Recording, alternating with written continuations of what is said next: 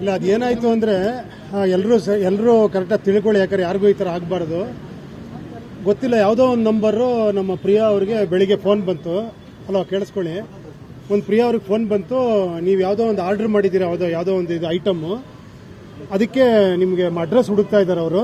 ಈ ಒಂದು ಪರ್ಟಿಕ್ಯುಲರ್ ಏನೋ ಸ್ಟಾರು, ಒಂದು ನಂಬರು, ಇನ್ನೊಂದು ಸ್ಟಾರು, ಇನ್ನೊಂದು ನಂಬರ್ ಹೇಳಿ ಹ್ಯಾಶ್ಟ್ಯಾಗು ಇದಕ್ಕೆ ಮಾಡಿ, ನೀವು ಇಮಿಡಿಯೇಟಾಗಿ ನಿಮ್ಗೆ ಡೆಲಿವರಿ ಮಾಡ್ತೀವಿ ಅಂತ ಹೇಳಿದ್ರು. ಅವ್ರ ಫೋನಲ್ಲಿ ಟ್ರೈ ಮಾಡಿದ್ರೆ ಆಗಲಿಲ್ಲ.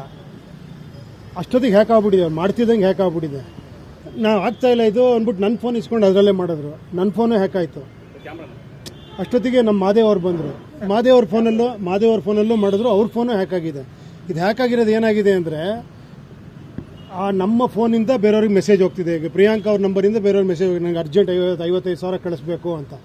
ಅವ್ರು ಕನ್ಫರ್ಮ್ ಮಾಡ್ಕೊಳ್ಳೋದಕ್ಕೆ ನಮಗೆ ಫೋನ್ ಮಾಡಿದ್ರೆ ನನ್ನ ಫೋನು ರೀಚ್ ಆಗ್ತಾ ಇಲ್ಲ, ಅವ್ರ ಫೋನು ರೀಚ್ ಆಗ್ತಾ ಇಲ್ಲ. ಅರ್ಥ ಆಯ್ತಾ? ಸೊ ಅವ್ರು ಏನಂದರೆ ಪಾಪ ಎಮರ್ಜೆನ್ಸಿ ಇರ್ಬೋದು ಅಂತ ಒಂದು ಇವಾಗ ನಮಗೆ ಗೊತ್ತಿರೋಂಗೆ 3-4 ಜನ ಮಾಡಿಬಿಟ್ಟಿದ್ದಾರೆ. ದುಡ್ಡು ಒಂದು 55,000 ಮಾಡಿಬಿಟ್ಟಿದ್ದಾರೆ. ಸೊ ಅದಕ್ಕೆ ಇಮಿಡಿಯೇಟಾಗಿ ನಾವು ಇಲ್ಲಿ ಬಂದ್ವಿ, ಸೈಬರ್ ಕ್ರೈಮ್ಗೂ ಮೆಸೇಜ್ ಮಾಡಿದ್ವಿ, ಇದು ಕಂಪ್ಲೇಂಟ್ ಮಾಡಿದ್ವಿ, ಇಲ್ಲೂ ಮಾಡಿದ್ವಿ. ಸೊ ಅದಕ್ಕೆ ಈ ಮೂಲಕ ಪಬ್ಲಿಕ್ ಹೇಳ್ತಾ ಇದ್ದೀವಿ, ಯಾವುದೇ ಈ ಥರ ಮೆಸೇಜ್ಗಳು ಬಂದರೆ ದಯವಿಟ್ಟು ಯಾರು ದುಡ್ಡು ಕಳ್ಸೋಕೆ ಹೋಗ್ಬೇಡಿ. ಆಮೇಲೆ ಇದನ್ನು ದಯವಿಟ್ಟು ಶೇರ್ ಮಾಡಿ. ಯಾಕಂದರೆ ಪಾಪ ಎಷ್ಟೋ ಜನ ಗೊತ್ತಿಲ್ದಿರೋರು ಫೋನ್ ಟ್ರೈ ಮಾಡ್ತೀವಿ, ನನ್ನ ನಂಬರಿಗೆ ವರ್ಕ್ ಆಗ್ತಾ ಇದೆ. ಅದೇನಾಗಿದ್ರೆ ಕಾಲ್ ಫಾರ್ವರ್ಡಿಂಗ್ನ ಓಪನ್ ಮಾಡ್ಕೊಂಡ್ಬಿಟ್ಟಿದ್ದಾರೆ.